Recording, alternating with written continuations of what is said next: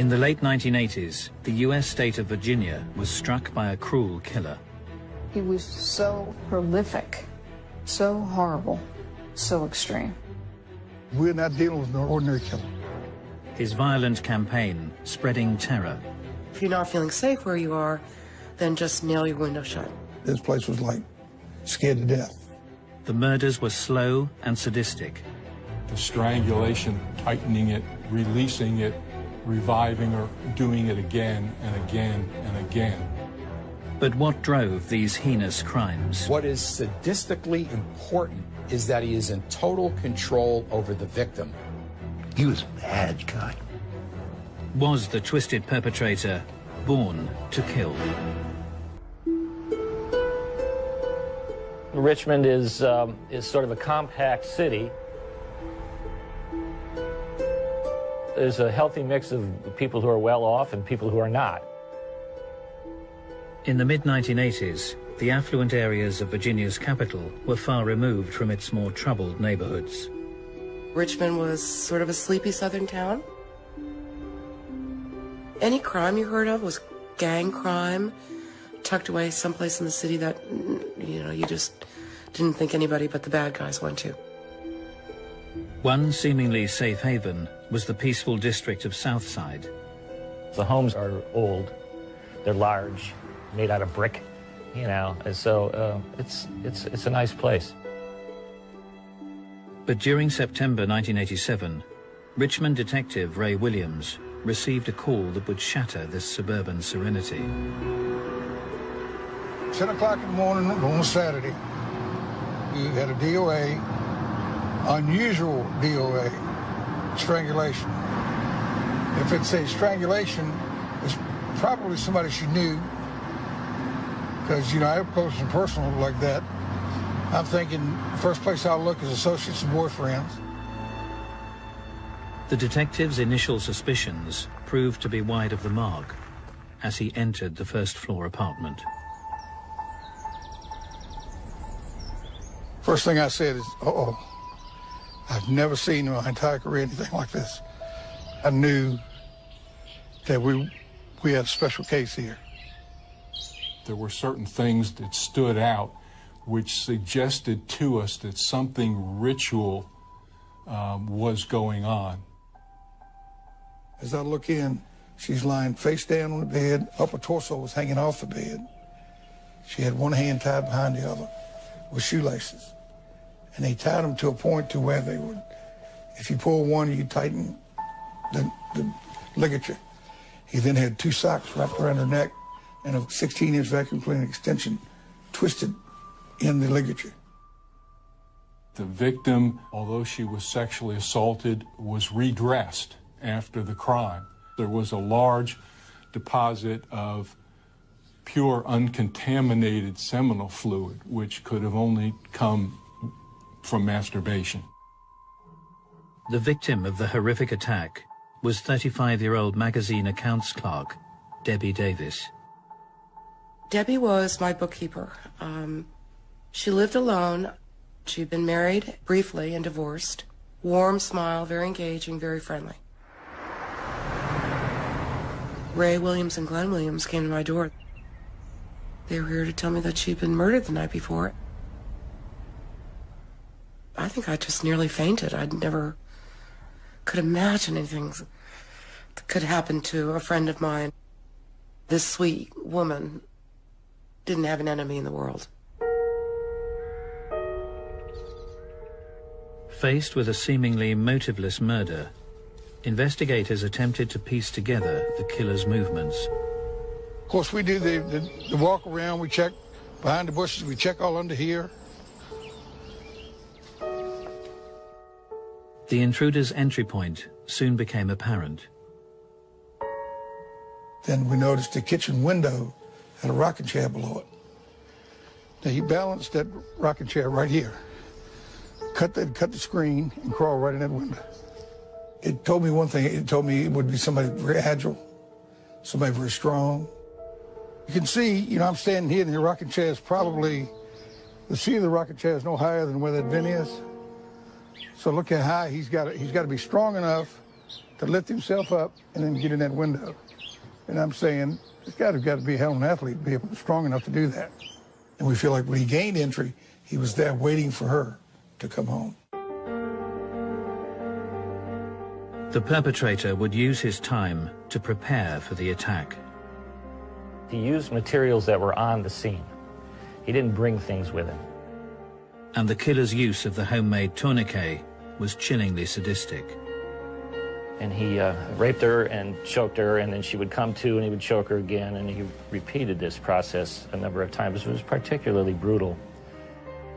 As the details became known, when we found out exactly how he did kill her, it was really awful. It was really terrible. He did awful things. He tortured her. He strangled her and tortured her and watched her die, like squeezing a little baby bird. That's what he did. As detectives investigated the macabre crime scene, they soon realized they were dealing with a meticulous adversary. When I get my reports back from forensics, there's no hair, no fibers, no physical evidence, no nothing. No witnesses, nobody talking about it. The police didn't have any immediate idea how the killer might be related to the victim. Usually they can figure that out fairly quickly. In this case, they clearly didn't. You know, this guy's awfully bold to go in and do the things he did to her with people in the apartments next door. Yet nobody heard anything. The Southside residents were shocked by the brutal slaying, but the silent killer was already planning to terrorize their neighborhood again. In September 1987, the Southside district of Richmond, Virginia, suffered a horrific murder at the hands of a sadistic killer. 35-year-old Debbie Davis was strangled in her own home in a prolonged, twisted attack. Police struggled to find a lead, and 2 weeks later, Detective Ray Williams was called to peaceful Southside once more. Quiet neighborhood, look, hear the birds. It's middle class, nice homes, very low in crime, including burglaries. Very seldom you get a street robbery.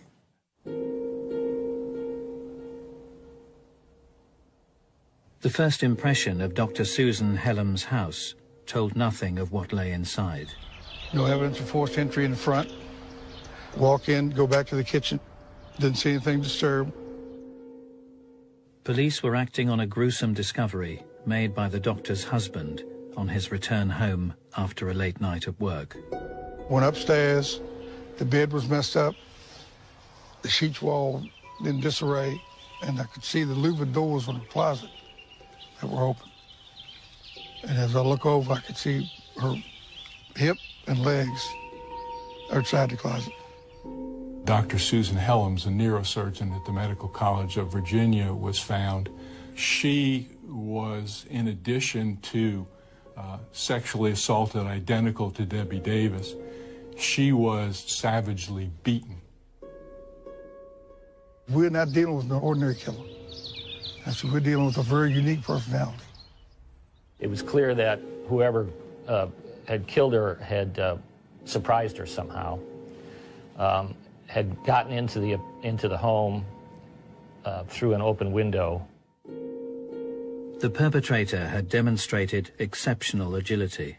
He gained entry. He climbed up a fence on the second floor and cut the screen and climbed in there. I think he's probably hiding in the closet when she gets home. He lets her take her earrings off, lets her take her watch off, lays it on the table. I think it's when he attacked her.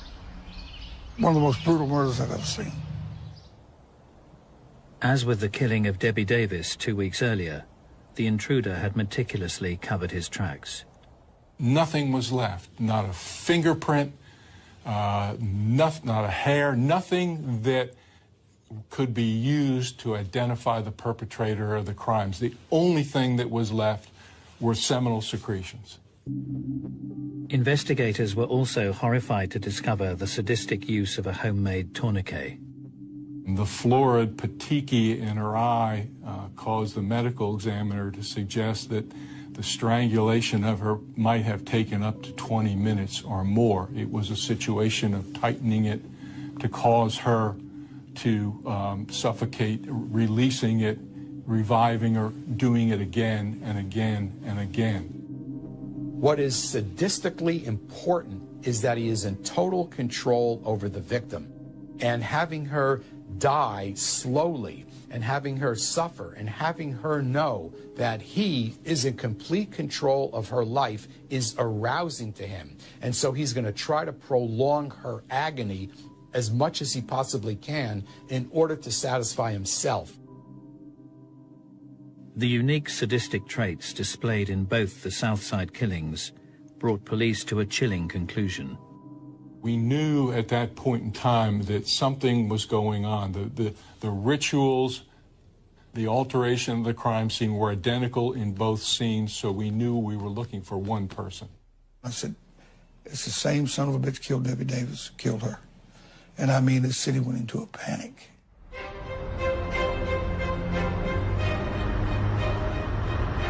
Once this was identified as a serial killing, everything in Richmond changed immediately.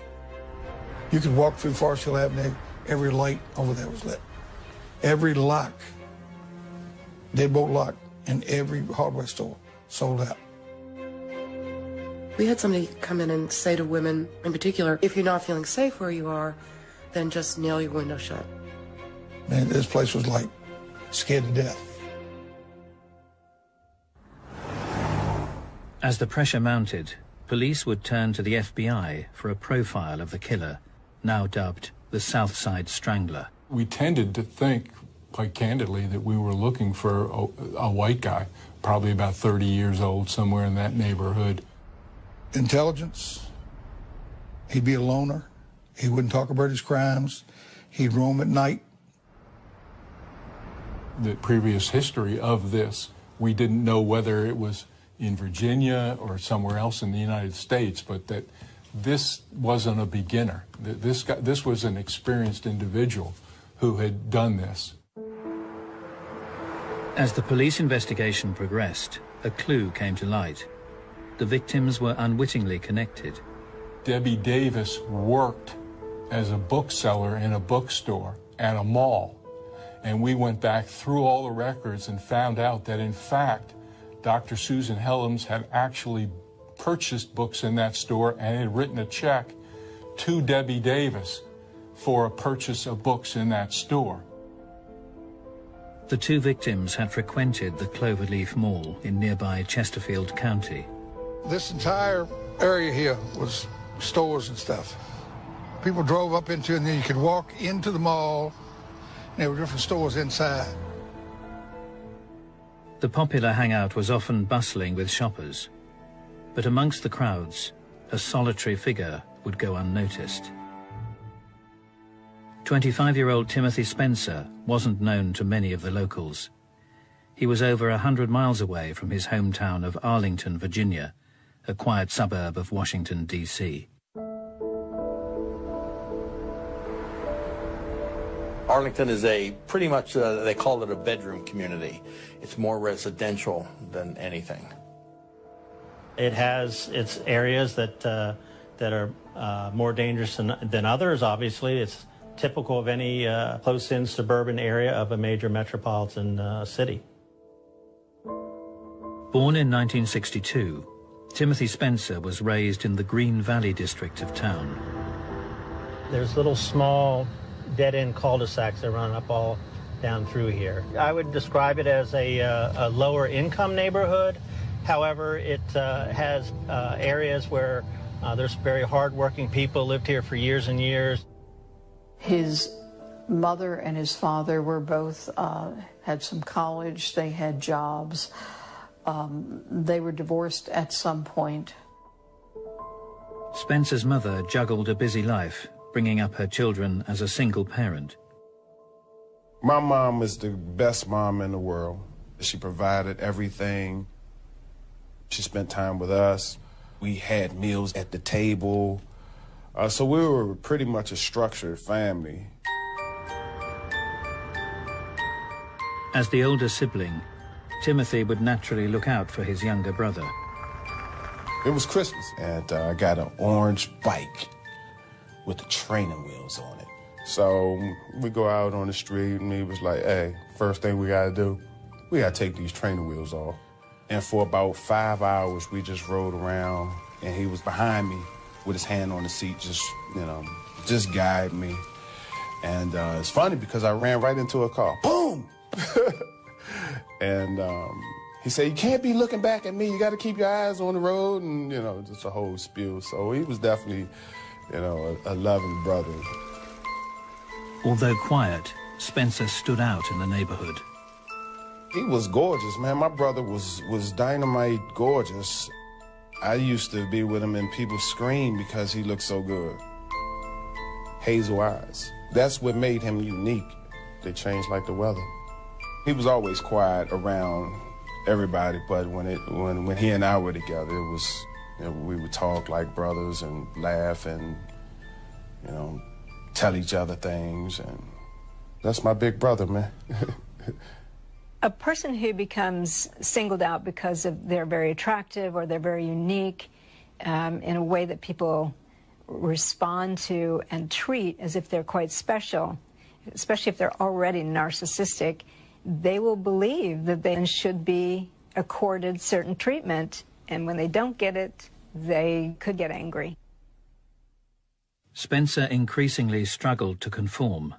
His behavior drastically deteriorated during his school years. He was a poor student. He was difficult. He may have been intelligent enough, but did very little in school. At some point when he was, I think, about 12 years of age, he was urinating, he was defecating in the public area in the school.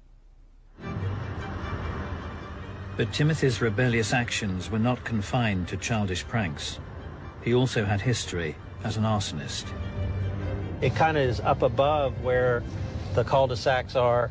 That's where he had burned a car. Fire setting gives an individual a sense of control, a sense of power, a sense of domination. Because with a match, you could burn down a building, you could put a car on fire, and this type of powerful control is stimulating for some of these individuals. 13 years later, Richmond's South Side was reeling from 2 sadistic strangulation murders. And now, just outside the city limits, the killer would strike again. Diane Sho, she was a young girl, 15 as I recall, and she lived in Chesterfield County.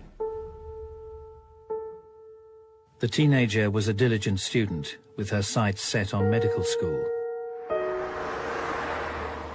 On November the 21st, she had ended the day at her computer, studying in her bedroom. It happened on a Saturday, I believe. I get a call from Chesterfield. They said, Ray, we got a 15-year-old kid strangled and tied just like your victims were. On arrival at the Cho's apartment, the Richmond detective would be shocked by the perpetrator's audacity. Her brother was in the next bedroom. Her parents were there when he came in. So he comes in, duct tapes her, ties her wrist and everything. She was actually raped and strangled in her bedroom. The agile killer had struck in the dead of night.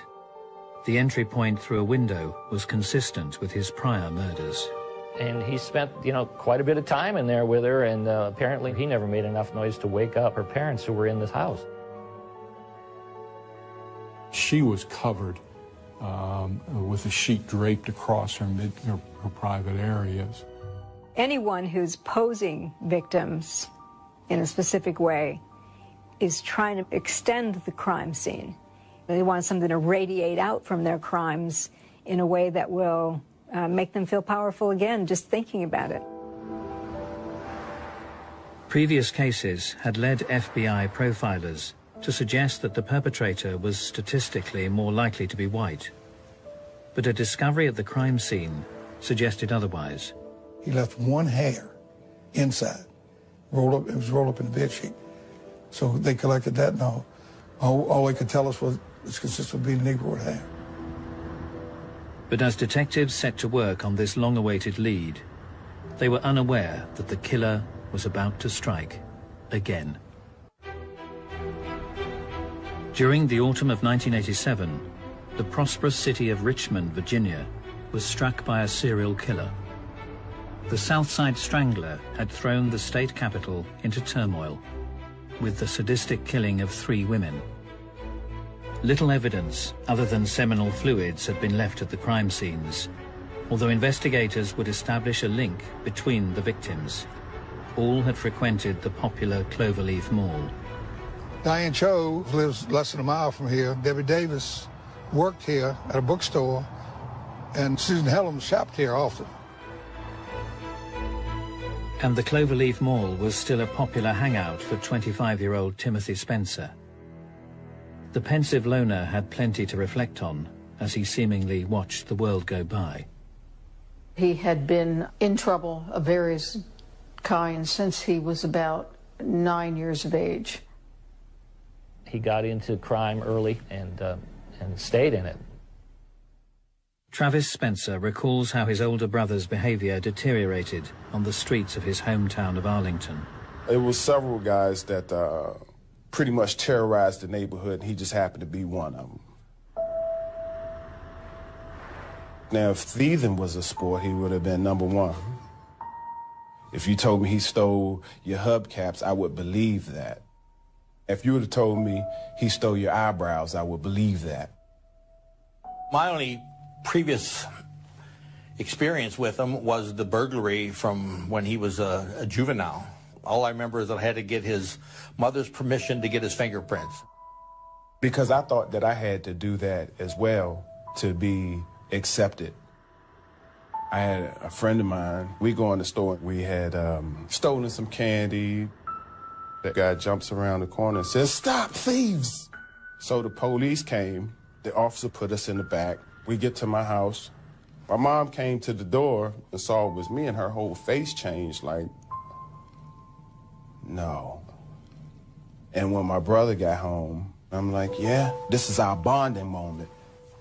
And he looked at me with the seriousness in his eyes and said, you know, don't ever steal. You know, don't be like me. Be better than me. As Timothy Spencer approached his 20s, his escalating career of crime would lead to severe consequences. The eventual burglary that he went to prison for was not too far from here. We're in the South Arlington, the border with the city of Alexandria. I break into a house, and the cops caught him inside. That's why he got his time. He was serving time for B&E. The jail part, now that right there, that was the part of me growing up. I used to cry all the time when I used to go see him because, you know, I couldn't understand why he was behind there. And as I got older, I understood right from wrong. And if you do wrong, that's where you go. Once you go to prison, it's only 2 things that can happen. Either you're going to do better or you're going to turn to the dark side. Spencer would be released in September 1987, having served 3 years in prison. He was placed in a halfway house 100 miles away from Arlington, in the Southside district of Richmond. His apartment was the one upstairs on the left-hand side. It's a transitional house for nonviolent offenders. If they're nonviolent, they bring them right after serving a certain amount of time to acclimate them back into society. As Spencer settled into his new surroundings, he would keep the staff and residents firmly at arm's length. He was a loner. He didn't talk to anybody, didn't have any friends. But when he ate near the end of the table, would not engage in conversation. If they watched TV, he'd sit on the other side of the room. However, Spencer did cultivate a relationship with a female member of staff. Servicing her car opened up opportunities for the reclusive resident. The only person he talked to was a woman whose car he used to work on so he could drive. Spencer would cruise the local neighborhood and visit the Cloverleaf Mall in nearby Chesterfield County, supposedly returning in daylight hours. Normally on a halfway house, you're let go to go out and work, and you have to come back in at night. You're not allowed to go out overnight. But Spencer wasn't playing by the rules. They're supposed to be supervised, checked in, checked out, but it was not run well at all. Timothy Spencer continued to roam the streets at will.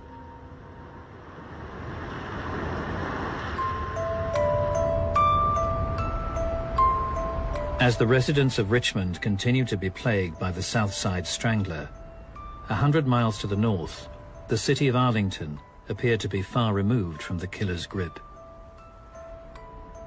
We're in a section of South Arlington, a very nice, quiet community.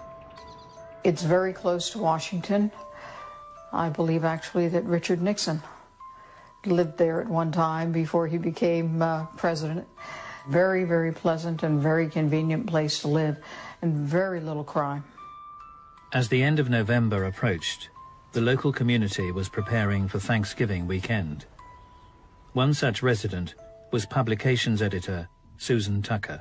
Susan was a young professional, kind of slight of build that was a little quiet and pretty much kept to herself and didn't have a bad bone in her to bear any ill will towards anybody. She was home alone because her husband was on a business trip.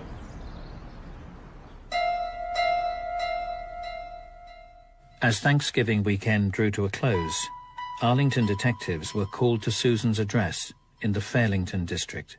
My partner, Joe Horgus, and I, we were both off duty when we got the call.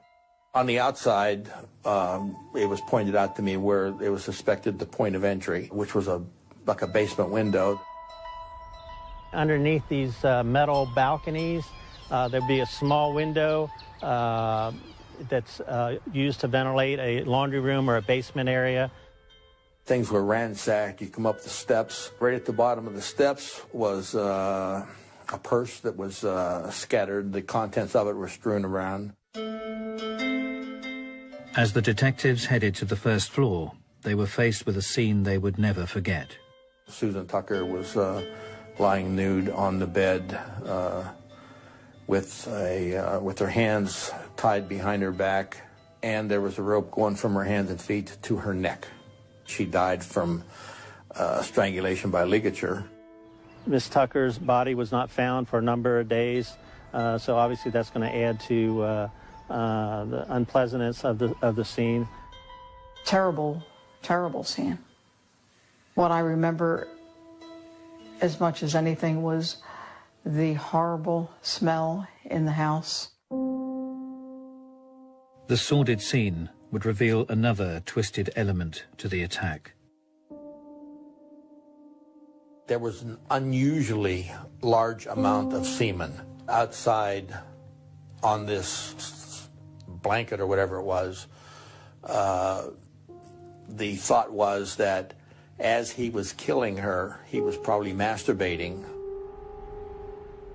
The gruesome murder bore no witnesses, but the sadistic nature of the strangulation prompted investigators to look to the past. Because there were so few homicides in Arlington, and very, very few of that type, as soon as they saw the way the body was with the ropes, they immediately thought of a homicide that had taken place 3 years earlier of Carolyn Hamm.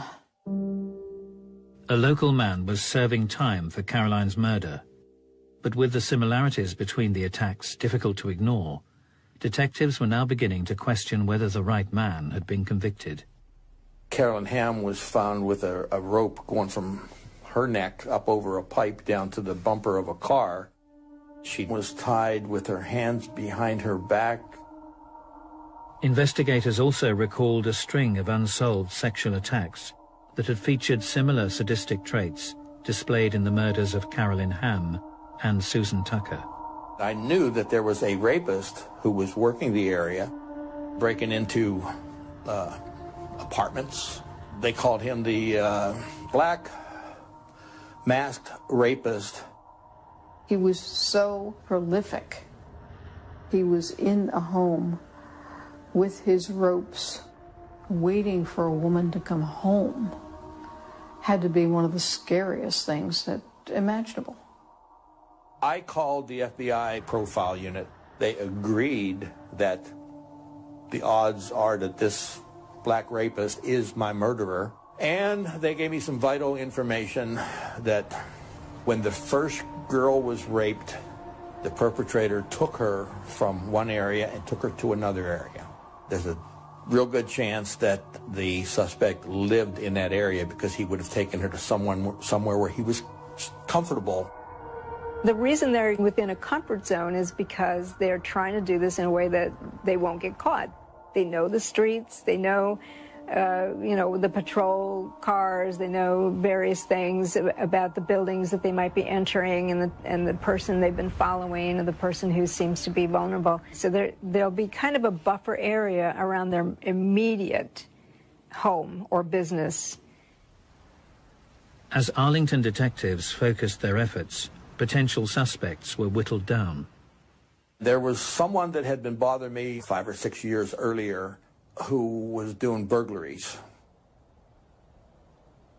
All of a sudden, I remembered Timmy, and then Timmy Spencer came.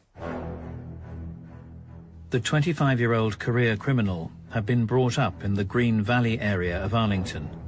His family home was located just a short distance from the site of the first rape in 1983. Detectives also established that the 25-year-old Arlington man had recently been released from prison.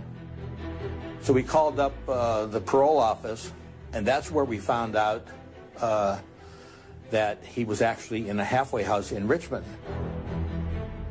And then, of course, we became involved with Arlington, and we started to piece all this together. We met with Detective Ray Williams. It would soon become apparent that Spencer could have been responsible for far more than the succession of rapes and murder of Carolyn Hamm. Arlington and Richmond detectives discovered shocking similarities between the more recent murders in the two districts. The movements of Timothy Spencer were also impossible to ignore.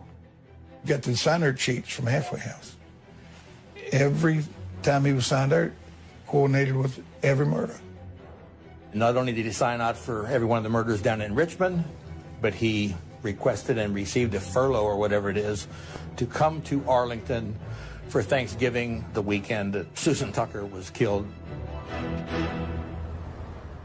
As detectives delved into Spencer's history, they would discover a disturbing pattern of behavior. The big circumstance that came to mind during the FBI's profile was the arson. Every indicator shows that he went through a transition of escalation. He started as breaking into homes, and they would break in and he would defecate and so forth and so on, and he gradually grew. There were many where he broke into one house and then took things and went next door and waited for a woman to come home. Often somebody who becomes a sexual offender starts with sexual burglary, because it's like an experiment to see if they can, what they can get away with. If they enjoy that, they will now progress to trespassing against the person, which usually is some kind of molesting or rape, and then that can lead to torture, sex torture, or murder. Having established a clearer picture of their suspect, police made the decision to take Spencer in. We were on the street outside the halfway house when he came. We walk in, cuff him, take him to headquarters. I interviewed him for 12 hours. He never admitted anything. I don't know what you're talking about. He spoke well. He didn't use a lot of street slang. There were times when I would thought, do we really have the right guy? But I think for the most part, we were pretty confident we did. However, the horrific crimes had been perpetrated by a careful and calculating killer. With limited circumstantial evidence to call on, there was a danger that Spencer might yet walk free. Following a series of sadistic sexual murders in Virginia, Arlington and Richmond police had combined forces to arrest Timothy Spencer at a halfway house. The detective's case was based on circumstantial evidence, but recent advances in forensic science would offer them an unprecedented opportunity. As far as I can tell, it goes down in U.S. history. We were the first DNA murder case. Although police were dealing with a meticulous adversary, they were hoping to match Spencer's blood sample with deposits of semen found at the crime scenes. We immediately arrested him. We got his DNA. We checked it. And of course, everybody was holding their breath until, oh, when is the sample going to come back? Back then, it took several weeks. You know, we would sit around and wait. If there wasn't a match, then it wasn't Timothy Spencer. And to be honest, we were all going to have egg on our faces. But it matched. It matched to the crime in Arlington. It matched to 2 of the 3 crimes in Richmond. So we had 3 cases with DNA evidence. Forget about who it was. We knew who it was. It was then, how do we convince the jury? Police continued to build their case. They had observed Spencer's movements at the Cloverleaf Mall, a location that had been frequented by 3 of the victims. Sat in the middle of the mall for hours, watching the women, just looking at them. Would just sit there and watch them walk by. Never bought a thing. Like a chameleon, he just blended in, didn't cause any problems. He obviously was very meticulous in picking out his targets. Once he picked one, he would walk behind her and watch stores she went into. We were able to produce some evidence that showed that this may be the location where he would pick these individuals out. Between July 1988 and June 1989, Spencer would face charges for the rapes and murders of 4 women in Arlington and Richmond. Although implicated in the murder of Carolyn Hamm and the series of Arlington rapes, prosecutors decided to try him on only the most recent murders. I never saw any indication that he was at all troubled by what he was hearing in court. He just sat there. Disturbingly, the defendant would come to life as prosecutors distributed images from the horrific crime scenes. He wanted to see those pictures. I mean, he was actually, defense tables here and the jury boxes here. He's actually leaning over, looking at every picture. Timothy Spencer was so bad, there was no way in the world that even as opposed to the death penalty as I was going to take a chance on him ever getting out on the street again. He was a bad guy. Spencer was found guilty of the murders of Richmond residents Debbie Davis, Susan Helms, and Diane Cho, and of Arlington resident Susan Tucker. The man previously convicted of Carolyn Hamm's murder would be pardoned and released. As Spencer was placed on death row, the question remained: how had this serial burglar and rapist ended up as the most sadistic of killers? That was the hardest part of the whole situation. Like I said, you told me something about some stealing. But murder, I never could see my brother actually murdering somebody. He was a very angry person, a controlling person. He wanted to control people. He obviously hated women for some reason. It's not the sexual part of the crime that doesn't give them the satisfaction.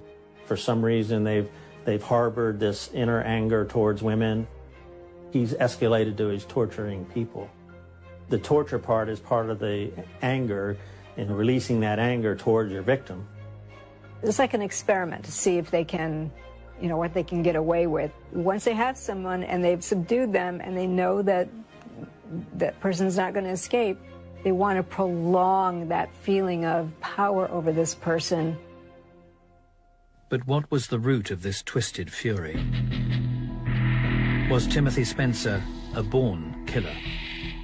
I think something wasn't really right in the mind. If somebody's ill, that's treatment. That needs to be with medication, some doctoring. Me growing up in that household, he was definitely ill. We don't see any genetic thing that turns a person into a sex murderer. But if he's also a predatory psychopath, We certainly are finding that there are brain factors in terms of areas of the brain that don't inhibit aggression and areas of the brain where moral decision-making is made that are atrophied. So you get a sex killer who's also a psychopath, it's more likely that person will become an aggressive offender. I wouldn't say he's a born killer, but that deviant sexual arousal pattern is certainly hardwired.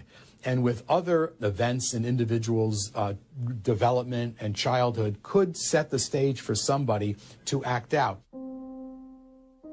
Timothy Spencer was executed at the Greensville Correctional Center on April the 27th, 1994. They called me, they said, "You coming down?" I said, "No. I deal in death every day. And it's just a legal way for the state. You're still killing somebody." I mean, I'm not saying he didn't deserve to die, because he'll never kill anybody else. But I still have mixed emotions about death penalty. That day, phew. Yeah, I was there. I was there the last day on this earth when they told us we had 2 minutes left to talk to him. You know, for you to be sitting there with a person perfectly healthy, they damn near had to pry us apart. I do remember the day that he was to be executed was a very unusual day for me. And I remember not being able to speak to people all day long and just carrying it around with me, remembering my friend. For many, the actions of this sadistic killer are simply a terrible chapter from the past. But for some, the pain lives on. I think that to be able to do what he did and to murder my friend in the method that he did, he was an absolute monster. He was the personification of evil. Most evil person. He was certainly the worst person that I encountered in the 25 years or so that I was in that kind of environment. You have those nights where you dream of them and you wish you could just hold them and hug them, and they're just not there. They're just not there. Wake up out your dream, crying 9 times out of 10. He did what he did. No doubt about that. We can't erase it. We all are crime victims. Life still goes on. And, you know, it's still a constant struggle. And I'm sure the victims' families, you know, they're struggling as well, you know. Nobody's a winner in this situation.